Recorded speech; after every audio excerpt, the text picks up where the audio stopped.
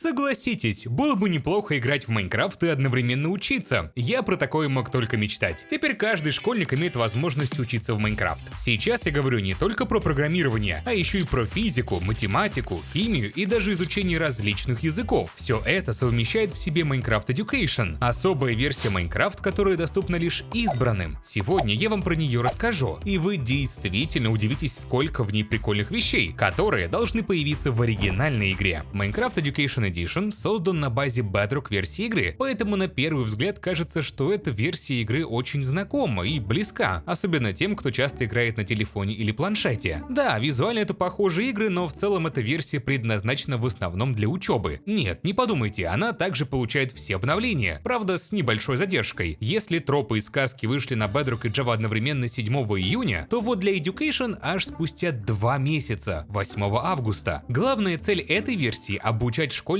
и студентов, но, к сожалению, не игры в Minecraft. В целом, вам никто не запрещает создать мир и начать его исследование, попутно создавая новые и необычные постройки. Как всегда, вы вольны делать все, что угодно. Наверное, стоит уточнить, какая же цена этого Майнкрафта. Да, он платный, но платит за него не ученик, а как раз учебные заведения. В зависимости от количества учащихся и страны, в которой будет проходить обучение, цена будет варьироваться от 1 до 5 долларов за ученика в год. Цены, естественно, могут меняться, а в некоторых странах Microsoft и вовсе делают бесплатный доступ. Первое отличие, которое бросается в глаза, это отсутствие рынка. Вместо него есть кнопка «Новые и рекомендации», и там все бесплатно. Естественно, это уже включено в стоимость подписки, за которую платят учебные заведения, но всегда ведь есть небольшая загвоздка. Дело в том, что этот своеобразный рынок отличается своим содержимым от того, какой есть в Bedrock версии игры. В то время, когда на Bedrock есть тонны карт, мешапов, скинов для развлечений, то в Minecraft Education существуют только миры, которые предназначены для изучения той или иной науки. Не подумайте, они не скучные, очень даже интересные, только в основном они заточены под логику, мышление и познание мира в игровой манере. Некоторые карты настолько крутые, что даже попадают в обычный Minecraft, как вот, например, карта «Математика. Погром мумии». Она доступна бесплатно в учебной версии, а вот на Bedrock продается за 490 монет. Контент идентичен, я проверял. В целом картам действительно очень много, они практически каждую неделю добавляют что-то новое.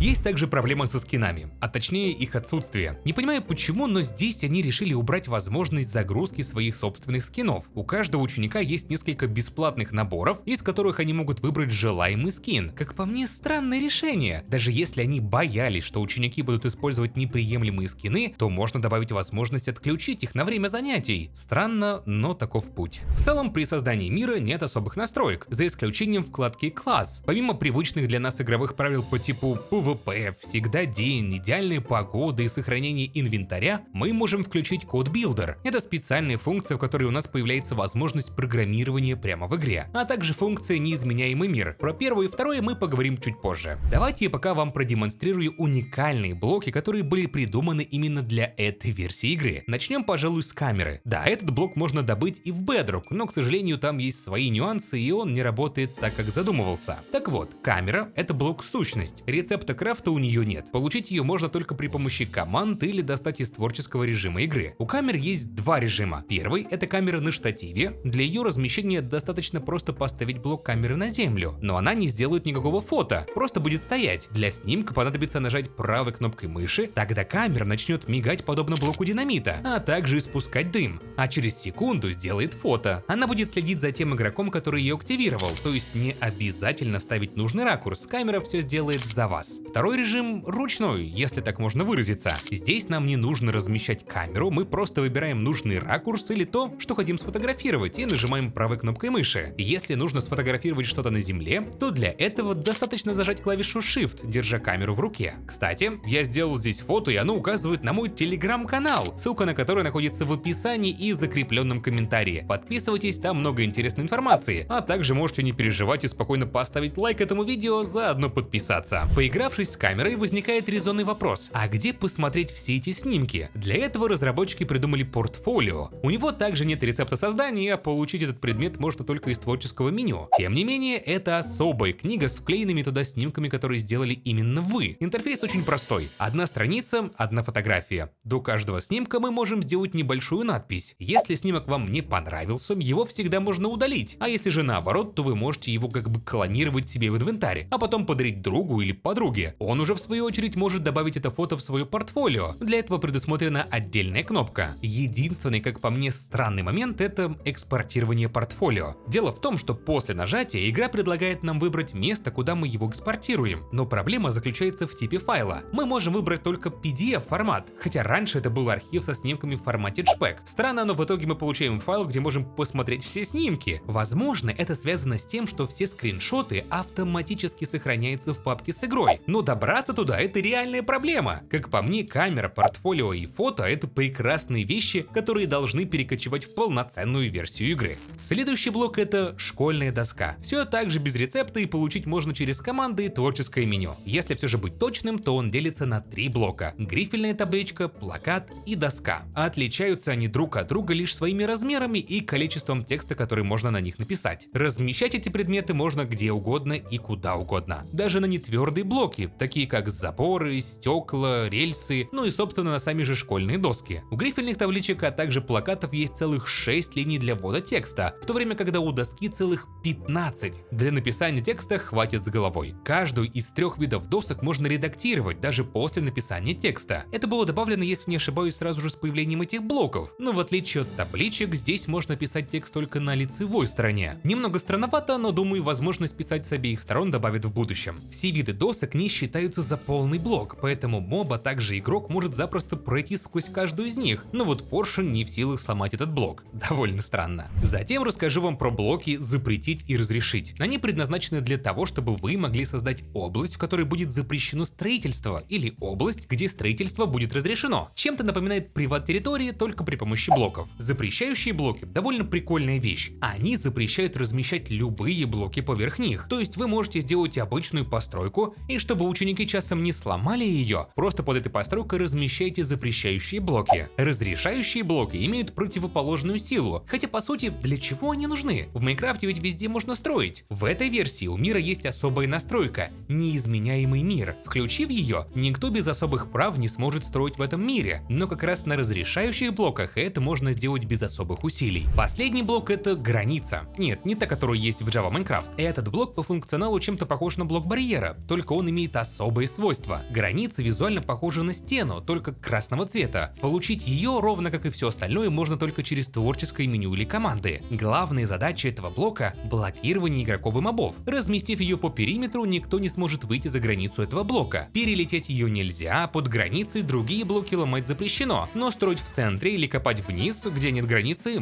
может каждый игрок. Теперь давайте расскажу про 2 уникальных моба. Первый — это NPC. Да, вот так все просто. Этот моб полностью пассивен, но в то же время интерактивен. Неигровые персонажи имеют модели звуки, аналогичные крестьянину, но внешне не имеют свои уникальные скины, их довольно много. При его настройке у нас есть возможность выбрать нужный скин. NPC не имеют своего собственного ИИ, поэтому они стоят на месте, но все равно будут обращать внимание на игрока, если тот находится в их поле зрения. Призвать их можно при помощи команды или же используя их собственное яйцо призыва. В целом у нас есть возможность выбора имени, оно будет отображаться вверху как у обычного игрока, а также диалогового окна. В нем мы можем написать то, что будет видеть игрок, который нажмет на нашего NPC. Также есть возможность выбора расширенных настроек. Здесь мы можем добавить ссылку, а также особую команду, которую будет выполнять NPC после того, как мы нажмем кнопку. Все это редактируется, даже есть возможность изменить надпись кнопки. Как вы считаете, вписался бы такой моб в Java Minecraft? Мне кажется, что создатели карт были бы счастливы. Второй моб — агент. Чем-то похож на уменьшенную копию железного голема. Этот моб помогает игрокам изучать программирование. Грубо говоря, это наш полностью проектируемый моб. Мы можем запрограммировать его на выполнение множества задач, таких как посадка и сбор урожая, добыча полезных ископаемых, рубка деревьев и строительство. Все это проходит в сочетании Code Connection с визуальным программированием. Это довольно удобно. Даже я, человек далекий от программирования, смог спокойно разобраться, как управлять им и что делать. У агента есть свой собственный инвентарь на 27 блоков. Туда можно разместить любые блоки и предметы, которые ему понадобятся для выполнения вашей задачи. Агент может взаимодействовать с кнопками, рычагами или другими механизмами, нажимаемыми правой кнопкой мыши, такими как двери и ворота. Грубо говоря, полная противоположность NPC. Как я говорил чуть раньше в видео, в этой версии Minecraft существует Code Builder или Code Connection. Это такое особое расширение или функция, которая позволяет создавать программный код прямо в игре, взаимодействуя при помощи этого кода с миром игры. Для того, чтобы его включить, можно вписать команду /code или нажав на клавишу C. Тогда Code Builder откроет откроется в новом окне, и игрок сможет выбрать платформу для программирования. Здесь игрок волен творить все, что ему вздумается. С этого окна будет производиться полная настройка агента. В этой версии также присутствует особое химическое обновление, где можно создавать соединения, конструировать элементы и еще много-много всего. Но про это нет смысла рассказывать. Обновление было настолько популярным и успешным, что все это было добавлено в Bedrock издание игры. Каждый желающий может включить его при создании мира и полностью им насладиться. Про химическое обновление я уже когда-то рассказывал. Как я говорил раньше, возможности поиграть в эту версию нет. Она доступна только для студентов или школьников, учебные заведения которых поддерживают такую форму обучения, но все же есть выход. Существует бесплатная демо-версия. Для этого вам понадобится скачать ее в Play Market или App Store. При первом входе игра предложит войти в учетную запись. Нажмите кнопку «У меня нет аккаунта», попробовать пробную версию, после этого соглашайтесь с правилами, и вы можете испытать эту версию на своем мобильном устройстве. Вы можете спокойно выбрать себе скин из предложенных на выбор игроку, а затем начать свою первую лекцию. Ее суть заключается в выборе одной из доступных карт на прохождение. Как я говорил раньше, все они предназначены для учебы в игровой форме. Посоветую вам выбрать Hour of Code Escape Estate, где вашей задачей будет решение различных головоломок, для того чтобы избежать из таинственного особняка доктора Брейковски. Мне очень понравилась эта карта, в меру сложная и интересная. Как по мне, отличная версия Майнкрафта. Очень бы хотелось, чтобы она была доступна всем желающим, хотя бы тем, у кого есть лицензия. Можно ведь сделать точно так же, как и с химическим обновлением. Добавить возможность выбора при настройке мира. Пишите, что вы думаете по поводу этой версии. Советую посмотреть вот эти видео, они тоже интересные. Подписывайтесь, ставьте лайки и еще услышимся.